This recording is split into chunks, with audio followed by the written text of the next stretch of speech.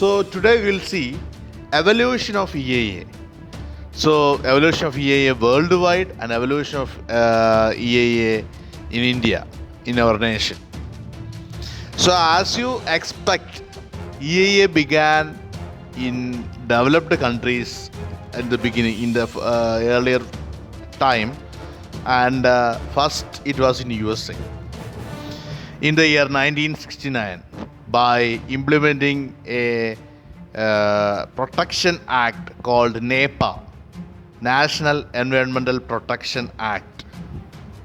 So National Environmental Protection Act dealt with their nation, their landscape and their areas and regions which should be considered a lot before any project is going to commence or is allowed to go forward.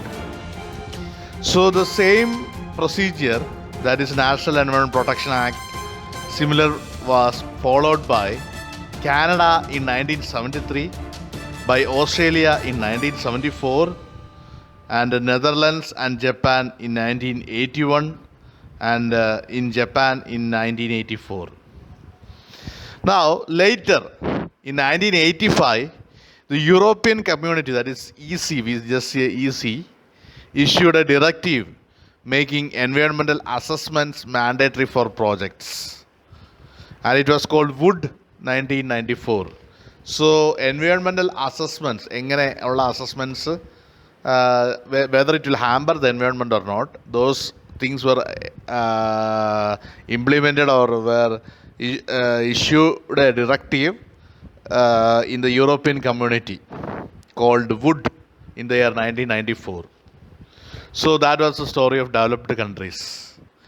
Now, depending upon developing countries, development of developing countries, among developing countries, Colombia was the first Latin American country to institute EAA in the year 1974.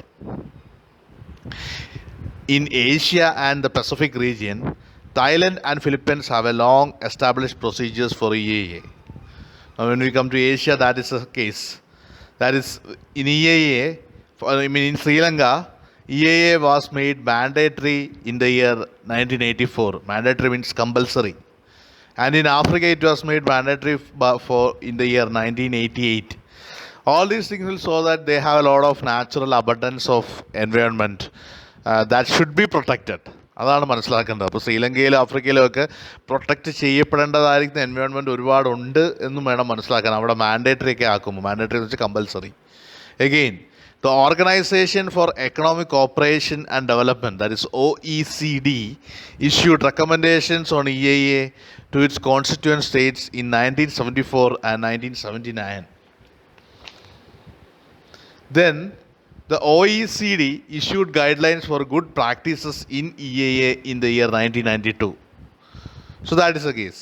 Again, United Nations Environmental Program, that is UNEP, in 1980 provided guidance on EAA of the development proposals and supported research on EAA in developing countries. So EAA തന്നെ അത് ചെയ്യേണ്ട രീതികളെക്കുറിച്ചും അതിൻ്റെ ബാക്കി supporting രീതികളെക്കുറിച്ചും ഒക്കെ research നടത്താൻ വരെ United Nations environmental programme, that is UNEP, provided guidance.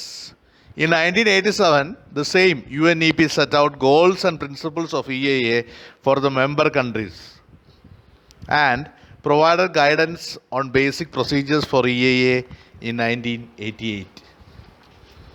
So next is the World Conservation Strategy, which was formed, and it was pinpointed that need to integrate environmental considerations along with development.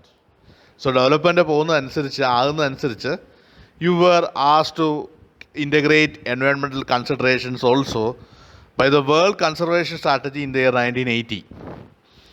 Now, EAA became an integral part of the World Bank Policy. Now, ഇപ്പം ഓരോ project നടക്കാനായിട്ട് കാശ് വായ്പ എടുക്കുന്നതാണ് world bank എന്ന് പറയുന്നത്. അങ്ങനെ കാശ് കൊടുക്കണമെന്നുണ്ടെങ്കിൽ EAA ഫോളോ ചെയ്യണം എന്നുള്ളത് അവർ കീപ്പ് ചെയ്തു. അതാണ് EAA became an integral part of World Bank Policy in 1987, which state that environmental issues must be addressed as a part of overall economic policy. Now, As foreseen by Garner, ഇപ്പോൾ രണ്ട് പേരാണ്, by Garner and Riordan in the year 1982, development of EIA as a tool for decision making world over has emerged through following stages. അപ്പോൾ ഒന്ന് രണ്ട് സ്റ്റേജസിലൂടെ, അതായത് ആ രണ്ട് പേരുടെ ഇതനുസരിച്ചാണ്. No formal accounting decisions are made on interest group lobbying and engineering feasibility, and the primary emphasis was given on economic development. എന്നുവെച്ചാൽ മുൻകൂട്ടി ഒരു തീരുമാനം എടുക്കാതെ കുറേ ഒരു ലോബിയുടെ ഇൻട്രസ്റ്റും കീപ്പ് ചെയ്യാതെ you just look upon the engineering feasibility and you just look upon the economic development. Now giving emphasis on economic development and engineering feasibility. അപ്പോൾ economic development മുൻനിർത്തിക്കൊണ്ട് എൻജിനീയറിംഗ് ഫീസിബിലിറ്റി മുൻനിർത്തിക്കൊണ്ട് ഇങ്ങനെ നമ്മൾ മൊത്തത്തിലുള്ള കാര്യങ്ങൾ പഠിച്ചു പോകുന്നു. അപ്പം conventional cost, benefit analysis, emphasis on efficiency criteria, engineering feasibility all became major concerns still on economic development. But in next point is innovative cost benefit analysis, use of multiple objectives, discount rates, economic development, etc. So EIA mainly concerned with description of the repercussions of the proposals on biophysical process, economic development, etc. And more attention was given on socio-cultural as well as biophysical systems. Now, if we seek a summary of the EIA worldwide, then if we can say that in Australia, Environmental Protection Act came in 1974. That is Commonwealth of Australia. That is impact of proposals were the main features. Then Bangladesh, no specific EIA legislation was carried out. However, it was declared in 1995 EIAs should be carried out for major projects. China, environmental protection law was brought in 1979. USA, California Environmental Quality Act CEQA was brought in 1971. Canada, Federal Environmental Assessment and Review Process Guideline Order 1984 was brought out, and it happened in Canada. Then in France, Law on Protection de la Nature, that is 1978. India, notifications dated May 5, 1994 under Environmental Protection Act 1986. Japan, Principles for Implementing EIA by Environmental Agency 1984. Malaysia, Environmental Quality as a Prescribed Activity, that is EIA Order, that is 1987. New Zealand, Resource Management Act 1991, that New Zealand. Philippines, Presidential Decree, that is in Philippines. Then 1951, that is in Philippines. Environmental Policy 1975. PD 1586, establishing the Environmental Impact Statement, that is EAS 1978. Rules and Regulations to Implement the EAS System 1987. Sri Lanka, National Environmental Act 1980, amended in 1986. Thailand, Improvement and Conservation of National Environmental Quality Act 1975, amended in 1978. Netherlands, EIA Policy 1986. United States, US Environmental Policy Act 1969. Vietnam, Environmental Protection Law 1994. Western Australia, Environmental Protection Act 1986. West Germany, Cabinet Resolution 1975. So all these will state the evolution of EIA worldwide. Now let us come to evolution of EIA in India. In India, it started in 1976 to 77. 1976 to 1977 it was started. And it was started when Planning Commission, that is the commission which will plan, asked Department of Science and Technology to examine the river valley projects from the environmental angle. That is, a lot of construction projects or a lot of electricity projects or a lot of river valley projects. That is, India, as far as we are concerned, as a country, we are rich in rivers and valleys. because from Kashmir, the water or the ice melts and it reaches the sea bodies, and as such there is a river, the lot of rivers and valleys in India, and many projects, electricity projects or many projects are running, or agricultural projects are based on river valley projects, and we had a lot of river valley projects during those days. Now also they are there, and when now in the early 1970s and 77s, what happened is that the projects were carried out, or began, many projects were based on river valleys. So the Planning Commission asked Department of Science and Technology to examine the river valley projects from the environmental angle, and this was extended to cover those projects which required approval of the Public Investment Board. So the approval of the Public Investment Board, wherever was required, they asked the Science and Technology Department to check the environmental aspects of these river valley projects. So mainly we were concerned about river valley projects, and we are rich in rivers and valleys also. So these were administrative decisions and lacked government support. So these decisions lacked government support, and the Government of India enacted the Environmental Protection Act on 23rd May 1986. To achieve objectives of the same act, one of the decisions taken was to make EIA statutory or compulsory.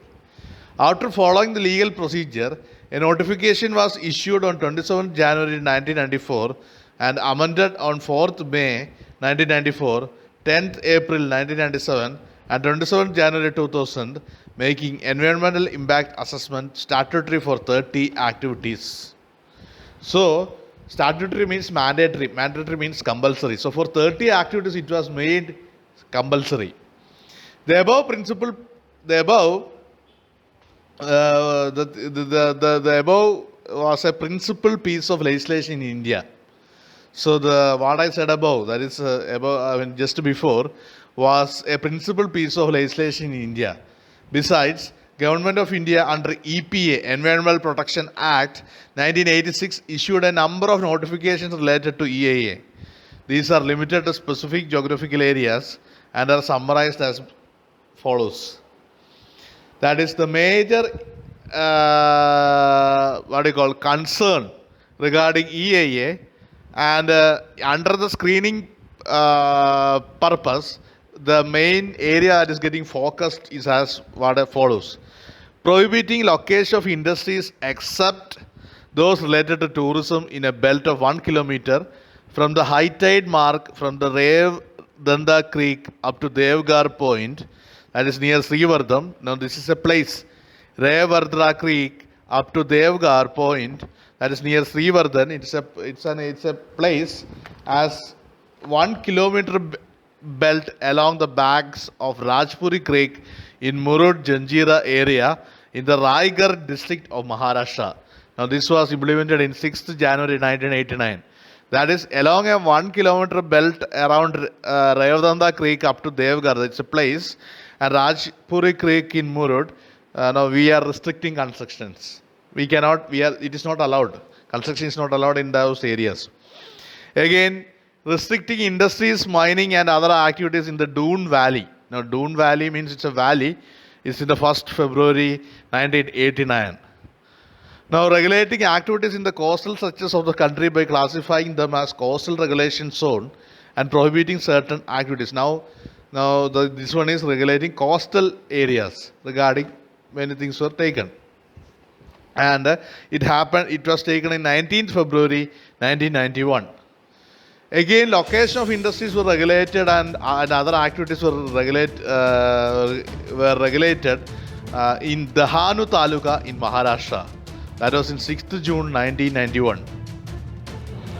Now again, restricting certain activities in specified areas of Aravalli Range in the Gurgaon district of Haryana and Alwar district of Rajasthan in 7th May 1992. Now, this was happening in Rajasthan. Again, restricting industrial and other activities which could lead to pollution and congestion in the northwest of Numaligarh in Assam. That was in July 1996. Now, environmental, the EAA procedures and the evolution of EAA worldwide and evolution of EAA in India has been completed right now. Now, regarding environmental clearance process in India, we will see later. So, thank you.